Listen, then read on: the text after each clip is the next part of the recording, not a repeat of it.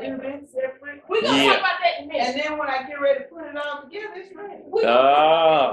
Hey, I'm gonna go. Cousin Archie might ride with me. Yeah, because I think they at 9 o'clock, and it's 10 minutes to 8 now. Well, my son is in the car. I need it. Oh, what they gonna do? Yana, as a senior, they have to do so many hours. Community service. They got my mother died. Do you remember? Oh boy, Grandma. Yeah, when did her mother die? I don't know when her mother died. I know Granddad died. No. That's Grandma's. That's Margaret's husband, Steve. Yeah, that's what you talking about. I'm talking about. But before that, but ain't Margaret's daddy? Yeah, Will Hawkins. See, I don't remember no history there. Cause I remember, well, you ain't that old though, really. Cause you don't. Do you remember when your Uncle Aaron died? I never even knew Uncle Aaron. Oh, that's right. I'm not realizing something. That's right. You that much younger generation. Yeah. A lot of these folks, you didn't even. You didn't even know them. See, I don't even know when you said the 10 siblings. Like who were the 10 siblings? I know you said it was 3 boys. It was 3 boys, and then you had Aunt Willie Lou, Aunt Lavinia. Don't know Aunt Lavinia. I only know who her kids were. She didn't have no children. Okay. All of us were her children, and we used to fight to spend the night with Aunt Lavinia. Okay. Aunt Datha. Know her. Aunt Jenny. Yep, know Aunt Jenny. Annie Mae. My mother. And then there was Aunt Margaret. And Aunt Datha. 7 girls and 3 boys. The 3 boys, one was Howard, right? Howard, Jake, and Aaron. Okay. Jake was the one who, Jake was kind of a tough guy. He was the one who playing poker, cards, or gambling, some kind of, I don't know what. Well, anyway, somebody got mad and they came back, went home, got the gun, came back and shot him in the head through the window. You never heard that story? I remember Raymond being in a car. Oh yeah, now that happened. Yeah, that happened by and by later on.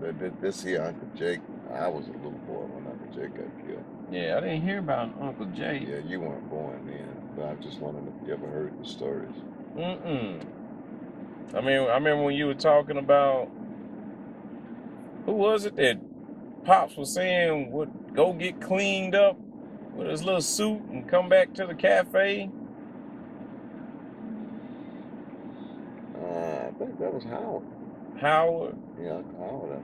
Said, look, I'm not going to start no trouble if they don't start no trouble. But he was always clean. I said, man, okay. That sounds more like Uncle Jake, though. But I don't know who he was talking about, because, I wasn't down there then, so I didn't know a lot of things that went on. I didn't know. But I know Aunt Datha and my sister, Annie Pearl, came in. Your grandfather, Steve, didn't want them in there because he knew if he saw them two coming there together, it was going to be a problem. Because they were just vicious. Oh, man. But loving. I was, my sister Annie Pearl, man, she loved me. I was her. Wherever she went, she took me. I would spend the weekends with her when she went to prison for killing her husband, Junior. She got out. She lived in Nashville. I went to Nashville and I spent the summer with her. I was her favorite. She kind of reminds you of Hope a lot. Okay. Yeah. Because I see the family members, and I sit back and I say, man, I've always been curious about that. I said, man, we have strong voices in the family. Yeah, we do. We do. So the one that pretty much gave birth to all of them. So the original parents was Reese and Will Hawkins. Will Hawkins. Oh. Where were they from then? Were they originally? They from Rome, as far as I know. They're from that area, Rome, Georgia. Yeah, that's where they raised their children in Rome, Georgia. Oh, okay. They were sharecroppers. Yeah. So left Rome and moved to Chattanooga and. No. They stayed in Rome. Stayed in Rome. That's why we used to go to Rome all the time. Was to, to visit grandmother, especially on Mother's Day. You know, all the sisters and their husbands would come down and visit and take all the kids. So we got to have 10 siblings like that. You know, when I think about Hawkins, the boys had no children, as far as oh, there's no recording of the sons having any children. Okay. Uncle Howard, Uncle Jake, and Aaron, he was gay. Okay. And he wouldn't mess with no woman nowhere. And Aunt Willa Lou and Aunt Lavinia didn't have any children. Aunt Alberta had Shirley. Aunt Datha had 3 children. And that was George, Charles, and Willie Ann Edmondson. Now, I know what their last name was, but I never met their father, Edmondson. I just know that was their name, Edmondson. So that whoever that was supposed to have been their father. So Pigeon. Yeah, Pigeon is George. Okay. George Edmondson. And you had Willie Ann. Willie Ann was the first one, as far as I can recall, to die. She died from a stroke, I believe. What I gathered from what I heard, that's what killed her. Because, Raymond, he was in the car with all them other junkies. And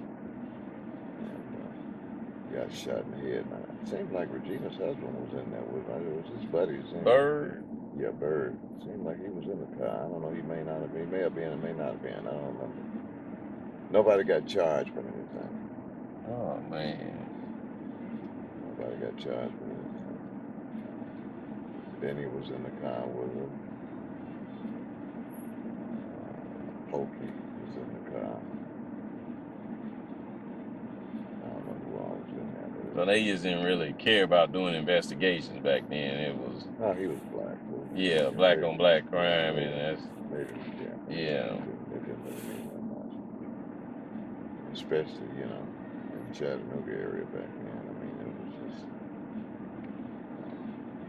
Racism in the South was still alive and kicking strong. So, I mean, the Civil Rights Bill had been passed, but people's hearts and minds were, still back where they were before. They just had to be a little bit more underhanded than before. And let's see, because Annie Mae, she had 3 children. That's my mother. Aunt Margaret, 3 children. So the 3, you, James, and who's the 3rd? Annie Pearl. She was the oldest. Okay. Yeah, she was oldest, and she was our half sister. Okay. She was our half sister. And see, that's the stuff that, a lot of these kids, I'm like, I don't know who all know, but I say, man, look, guys, I don't know. I messed up when we was at the reunion. My apologies, Cousin Archie. I called you the elder, and I'm like, the niece kind of straightened it out. Ray, first cousins. Oh, okay. Oh, yeah, you're right. I see now. I see now. Yeah, all y'all cousins. It didn't hit me at the time, but I was like, yeah, Denise, you big auntie. You not like big cousin. Yeah, she's big auntie. Yeah. So it's like you right there on par with cousin Archie, pops, and Right.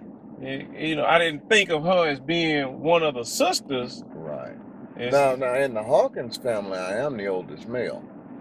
yeah. Yeah, I'm the oldest male left in the Hawkins family. Yeah. But Aunt Datha's the eldest female in the Hawkins family. But she's still living. And if Aunt Datha would have died tomorrow, it's between Shirley and Regina. I don't know which one of them was the oldest, but they're close to about the same age. Mm-hmm.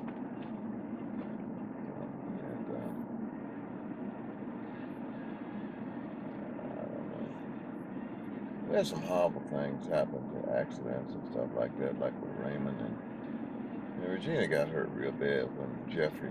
Oh boy, yeah. Had his wreck. I remember that one there. I think he was coming from Virginia, something, driving late at night. Right. Fell asleep behind the wheel of the car. Yeah. These cars are more and more dangerous, man, because people are driving at higher and higher speeds. Yeah. And it's just dangerous, man. That's why, like I said, I know I can't see good. The next time I get some glasses, I'm going to get my prescription glasses, and I'm going to get some they got some medicine they can put in those glasses now that's supposed to help prevent the glare. Yeah, see, that's what I got. I got all that stuff. I got transition tint. I got the glare resistance. I got the ultraviolet, the sun rays. I got a scratch guard on it. I got all that in these prescriptions right here, and it makes a difference. It does. Yeah, it does. It makes a difference. It does. I mean, it just because when I'm riding here with you and I'm looking ahead at things, man, I'm thinking, wow, how in the heck does he drive? Yeah. I'm looking and I can't see. Man, I've been wrecked this car, man. Oh man, hey. And that's the way I felt, coming in from, when I came in the other night. That's the way I felt, when I came in Friday. Because if that's the case, hey, if you somewhere, even if you passing through Chattanooga, you call Raymond, look, not gonna make it. I'm gonna park right here. You need to come up here and get me right now and get me wherever I need to go. I can feel my way. The thing about it is, if you're driving streets that you're used to, now you put me in Memphis, some of those streets, I've driven them so much that I can just about drive them blindfolded. Okay. But when you put me here in Chattanooga and I don't know these streets, and I don't know what the curves, I ain't dealt with it, it's a different deal. Yeah.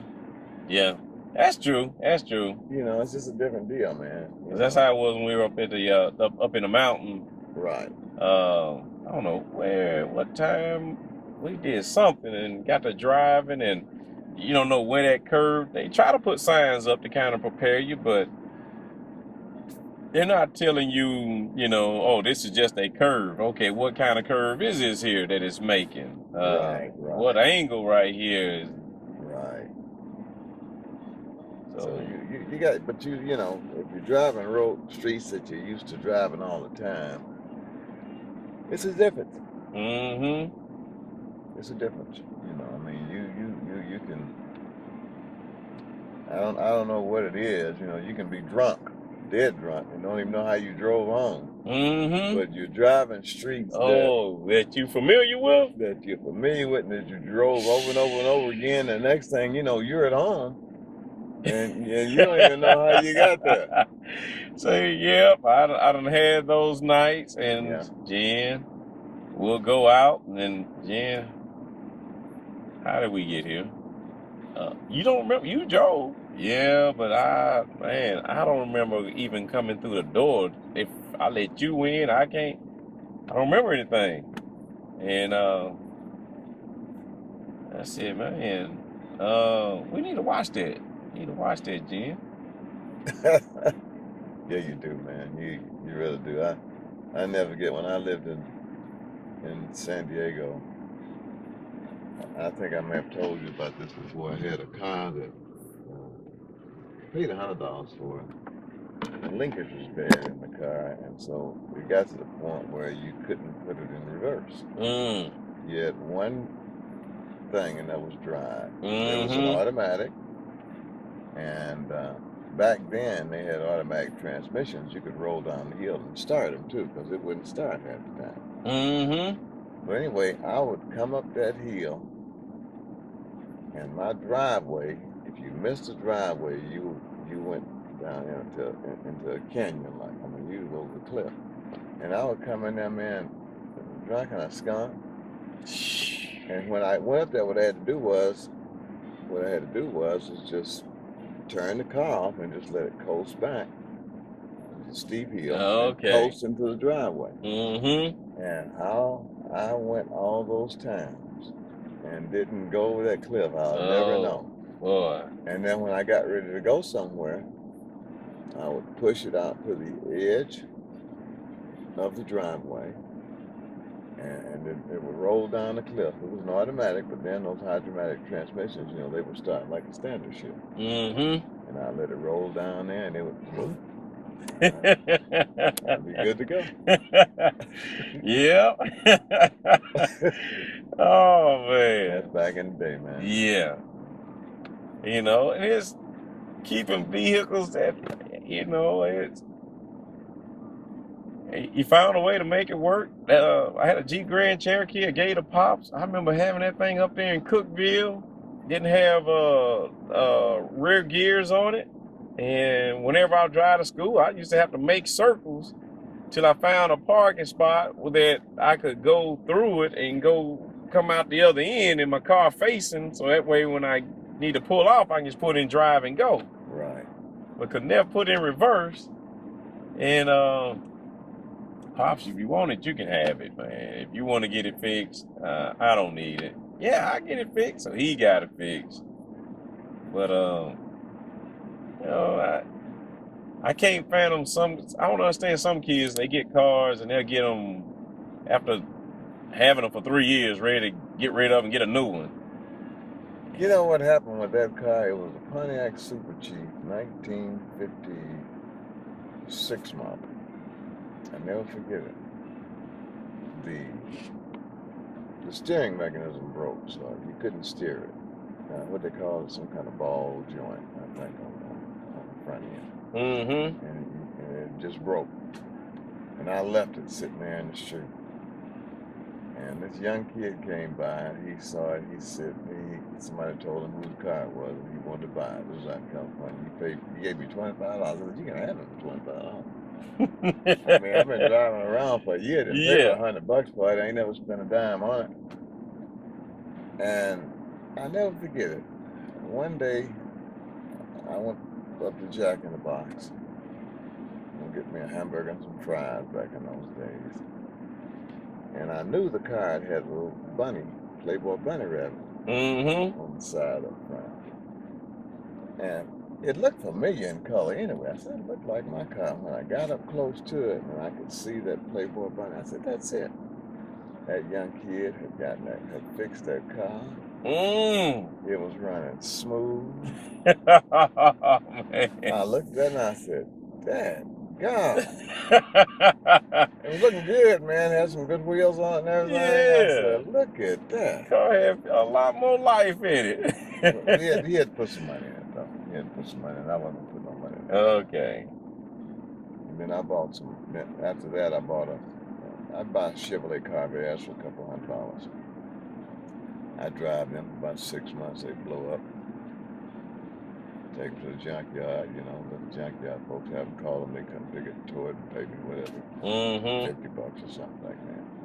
And I go buy another. Buy them cheap. Chevrolet Corvairs was one that had the air-cooled engine. Okay. And they were, the engine was in the back of the vehicle.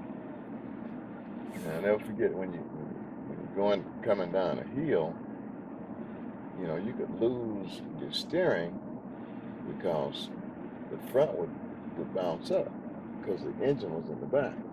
And so you had no steering control. Things that you do deal with when you're little. I remember I worked in the shipyard one time. One of my buddies was checking me. He said, "Man, you had traffic backed up all down Imperial Avenue." That song I was smoking just barely would go, man. I had them cars. He said, "You need to keep that thing car off the road."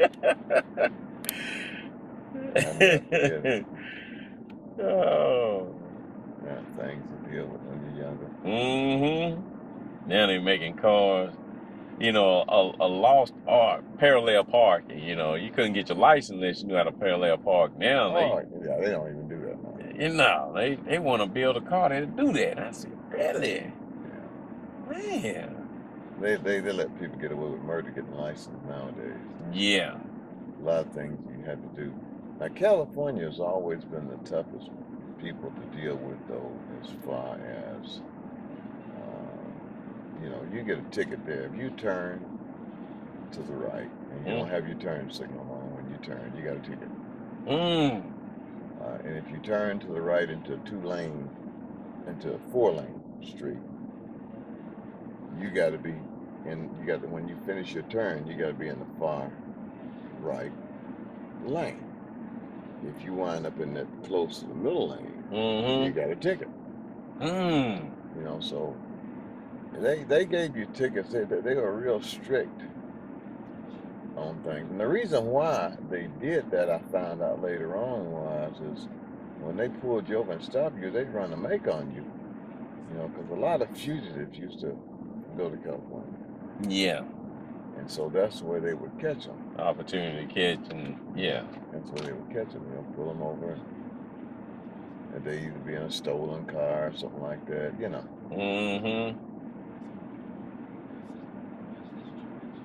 And they would bust them. What time is it? I'm gonna call them now and say, hey. What time is it, though? It is 10:15.